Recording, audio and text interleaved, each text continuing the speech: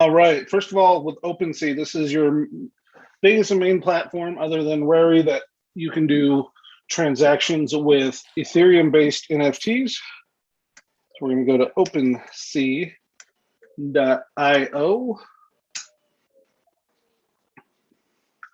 As you can see here, once you connect your wallet, let me disconnect mine, just to kind of show you what that looks like.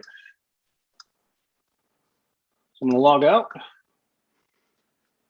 And you see I have my MetaMask wallet up here. I'm just going to go in, click on the profile picture. It's going to ask us to sign the contract and everything else so we can look at it, which I've already done, of course. Will that show up on the screen if it was, or would it not? No, just because I've already signed it. Okay. So now we're on here on OpenSea. You've got all your NFTs listed that are in this wallet, right? So this is your way to interact with it in a way that's like, it's not just zeros and ones. You can actually see, oh, I've got two of these lizards. I've got this basement dweller. I've got some llamas. These are all things, and you can make these private or you can make them public. So let's just show them the privacy piece just to get started. So let's say we wanted to hide all of these. You click on any one of them and you can go to more. Actually, no, you go back out to the first page there. Yeah, go down to one of them. It's over. So click on the three dots there. Yeah, hide. Hide, there it is. You can hide multiple if you want to. So let's say you want to hide all your J Corp heroes and your basement dwellers. So let's just do that first for now. All right. Now you hit hide. It's going to ask you to sign a transaction. For some reason, it's not showing up on our screen. It's just showing up on your screen, right? The signing the transaction. Yeah, exactly. No, I'm not. Oh, that's not convenient. Yeah, I wonder how we can get it to do that. Oh, I know how we can do it. I just got to do this. You just got to share your whole screen? Yep, and edit that out. So let me share my desktop. All right. So now if I hit hide, MetaMask shows up with a signature. Now, stuff like this, where it says, okay, this is the right site, HTTPS, it shows the right balance in your wallet, the profile matches. These are all indicators of trust, right? It says, welcome to OpenSea, click sign to sign in. There's no transaction happening. Your wallet address is correct. The nonce is usually random, and you hit sign. So that allows you to hide your NFT. So all you're doing, you weren't transacting. You were just signing a contract, essentially saying, hey, listen, I'd like to hide these NFTs from my profile. And now you just go to hidden on this, and you're good to go. So now if you want to unhide, same deal. This just gives you a little more privacy, but people can still see if you go to Etherscan on your address, which we'll do just next, they'll be able to see that you have these tokens in your wallet regardless. But this will keep the casual observer from digging in too deeply and looking at what you actually have. So if you want to take your wallet address real quick and go over to Etherscan and just search it. Yep. And either on MetaMask, you can do this on MetaMask, or you can do it here on OpenSea. See where it says copy. I can just copy it straight from there. If I was in MetaMask, I'm going to open my MetaMask and just click on whatever wallet I'm in at the time and hit copy. Now I have several wallets in here because, as Brad mentioned earlier, we have burner wallets. These are wallets that we hold very little crypto in so that we can mint safely. And in case there is an issue of a scam, we don't get scammed. Right. Or at least it lowers our risk. I mean, there's always a risk, but at the end of the day, you do your best to limit the risk. So Etherscan is your best friend when it comes to the blockchain. Anything on Ethereum or Solana, they all have different scanning addresses because they have different blockchains that we're reading. So essentially we go to your wallet. And now in order to see these NFTs, even if they're hidden on OpenSea, you just click on the token tab and it'll show you everything that it has. Now, it won't go too deep into like the pictures and all that stuff, but you can look at basically everything it has, whether it's hidden on OpenSea or not. And that's how you can check. This is also how you can check if something's not showing up in MetaMask, you can verify if it's actually there. So this is a common question that people have on MetaMask, on Coinbase wallet, on all the different wallets. If you haven't updated it with the right parameters, if you haven't imported the token or imported the NFT into your MetaMask, it may not show up. So the way you verify if it's there is you go to Etherscan, you look it up from there. So if you actually click into one of these, so click into like the dwellers, for example, you can go and see that you have two dwellers and you can see what the token IDs are and when they were put there. So it looks like you minted these from the black hole and you got 7571. You got those other three, and then you sent a few to me because we minted them together. So that worked out really well. So yeah, there you go. So now you can tell which ones you have, where they went, and forever you could audit this blockchain, and it'll tell you exactly what happened on into perpetuity. And all this information again is stored on hundreds of millions of computers around the world. So it's the most accurate and non-hackable public ledger in the world. Because if there were ever a issue with a difference in the information, they would just revert back to another computer that had it stored. So pretty cool. All right. So OpenSea, let's talk about that for a minute. How would we transfer an NFT from one wallet to another? So there are probably other ways to do it. The way I'm most familiar with is by utilizing NativeSea's open platform. So if we wanted to move this J Corp over, we would simply need the address we want to transfer it to.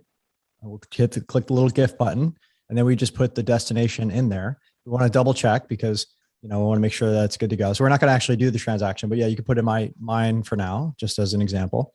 And then that will be sent to my wallet. That's my public address that's linked to the bradhart.eth domain. And that's a whole nother story for another day, but it's essentially just a domain that transfers, it represents the string of numbers and letters that's actually my wallet. So you don't have to remember all those numbers and letters or copy it every time. You can just type it in. So now you hit transfer and it'll ask you to sign a transaction. So we're not going to do it right now, but it'll tell you how much gas it's going to cost to send this and transfer to my wallet. So gas is a little on the high side right now, and you're going to be paying about $66 to move these. So pretty quickly, you realize that interacting on the Ethereum blockchain can become very expensive, because every time you have to mint or transfer, interact with a contract, or move it into cold storage, you have to pay gas. So you'll want to wait to batch your transactions when gas is low. That's thing one. And you'll want to set up an alert to know when gas transactions are low. And you'll want to make sure that if you move something, you're moving into a place where it's going to stay, ideally. And then, if it's in a hard wallet, it's going to stay in a hard wallet. If you're just looking to flip something, maybe leave it in your wallet that's ready to go. But, be mindful of how much you have in a burn wallet versus a cold wallet. I think that pretty much covers all the main things on OpenSea. Buying is pretty straightforward, but we can show you that too. One thing on if you're listing an NFT, you will have to create one transaction first. So if you ever want to sell, I'm going to show that first before we go into buying. If I wanted to sell this J-Core hero here, big blue button that says sell.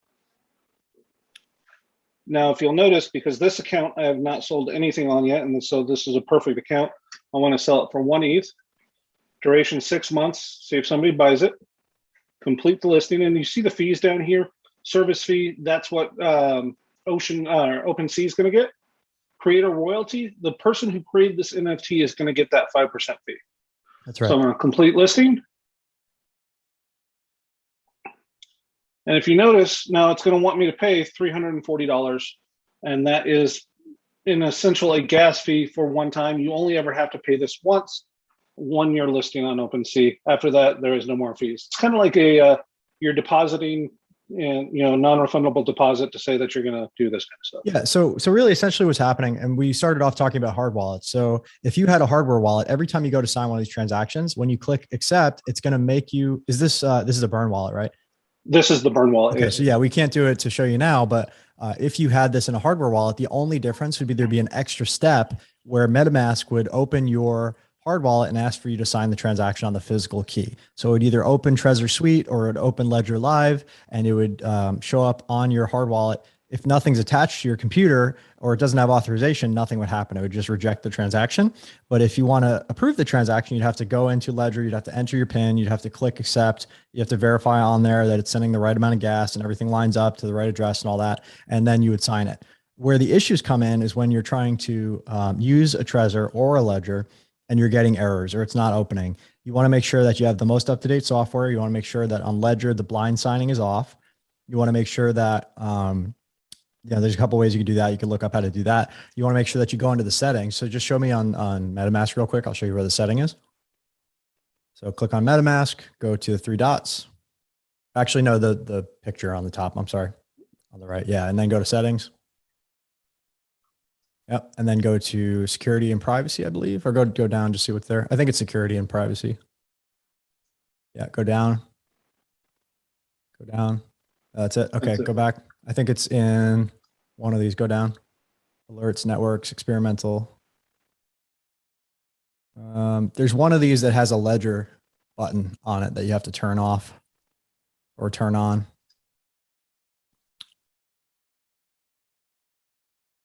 Auto lock, sync data, IFPS.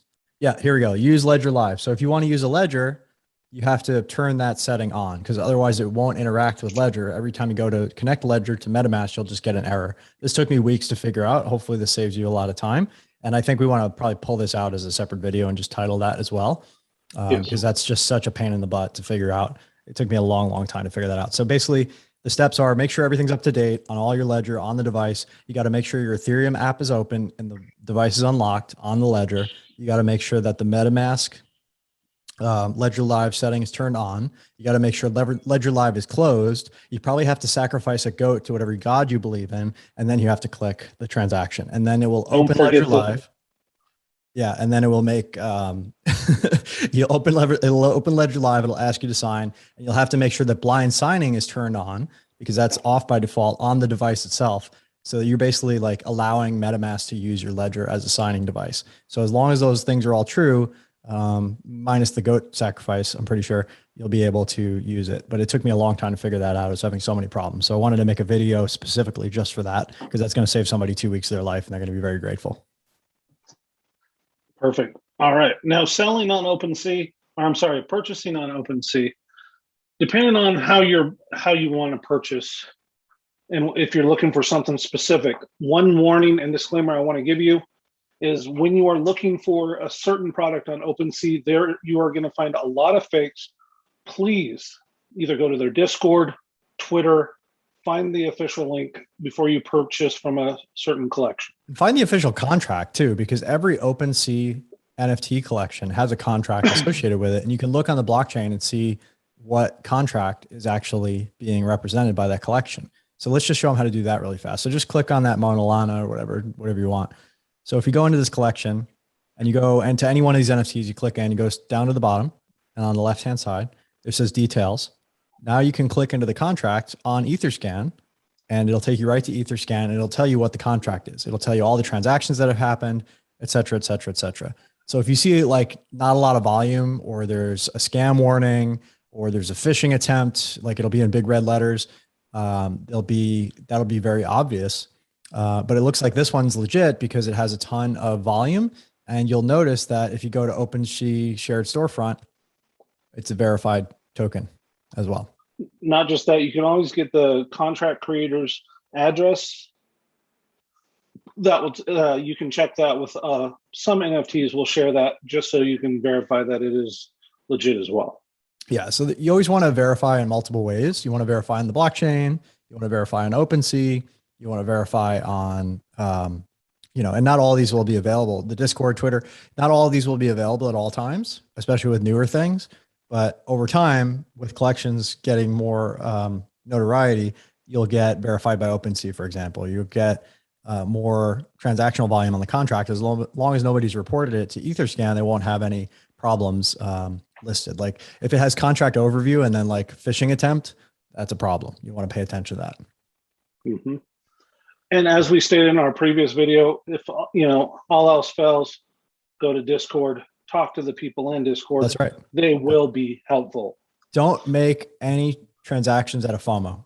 It's better to miss out on a mint and be safe than ape into something without paying attention and lose your money, right? Because you really need to get good at being able to spot what's legit and what isn't. And these spammers and scammers and phishers, they're getting better and better at faking it all the time.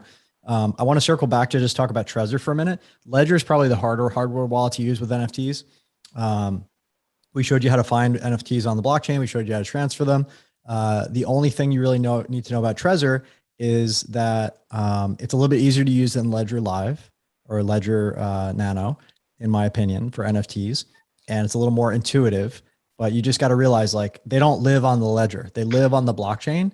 The ledger or the Trezor signs the transactions and keeps the private keys safe so that nobody else besides you can move them. But when you understand that it lives on the blockchain and not in the wallet, that actually helps you understand like what that device is actually doing. Because if you use MetaMask without a wallet, it's actually pretty seamless.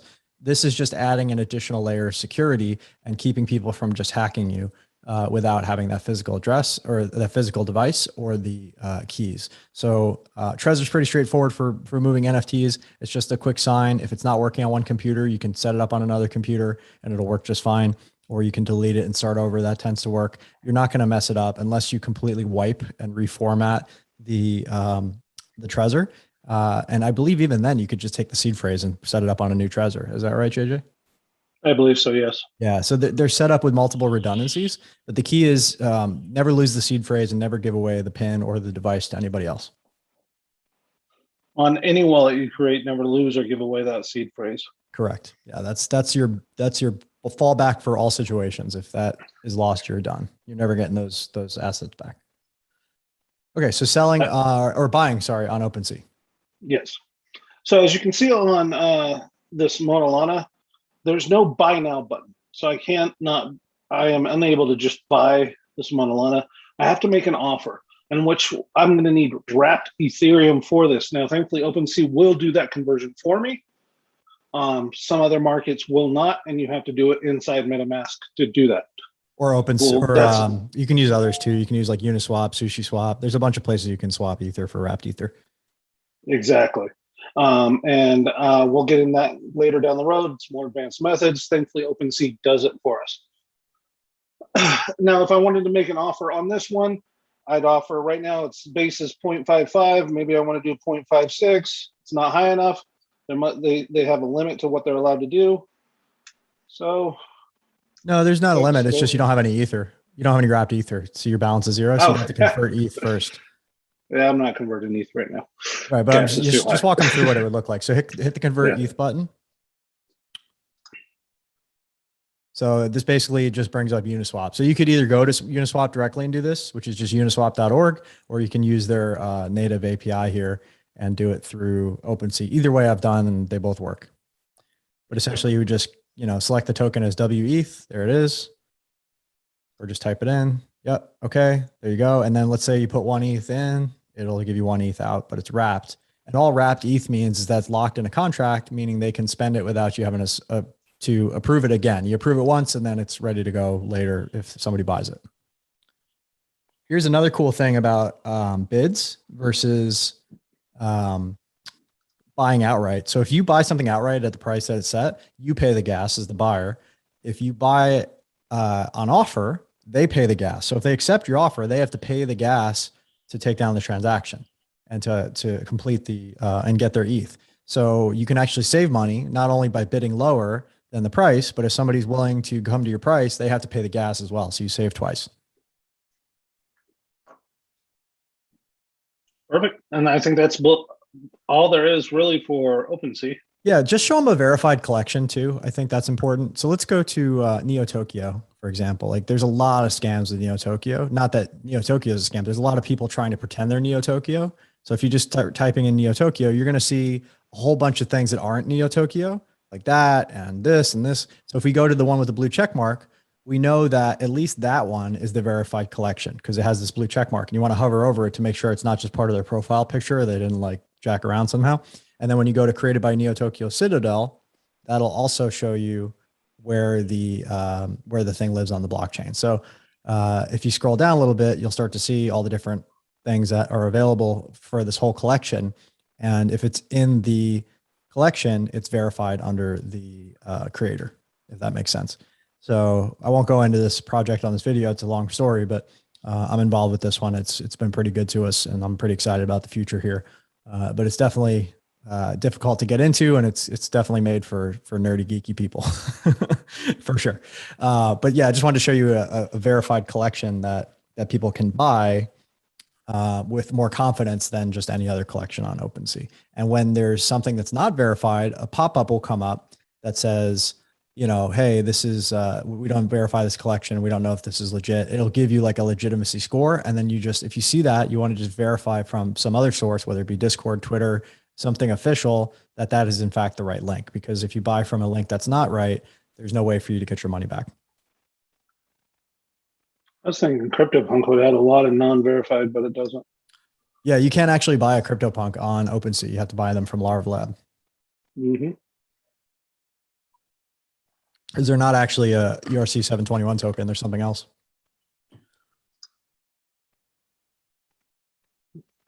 But you can see the listing. That's right. Yeah. Cool. I think we got that covered. Okay, cool. So yeah, we talked about in this video hardware wallets. We talked about some of the common issues that are going to come up with hardware wallets. I wish I could recreate some of the issues that you'll come up against, but just remember this video and come back if you experience any issues with hardware wallets, or feel free to ask us and we'll help you troubleshoot the issue that you're having. We also talked about OpenSea, how to buy, sell, list, hide, and transfer assets on OpenSea. Let's just talk about, before we wrap up, bundles on OpenSea, because I had a lot of questions about bundles. So when you create a bundle, which means multiple NFTs that you sell at once, you're going to actually pay gas one time to create the bundle.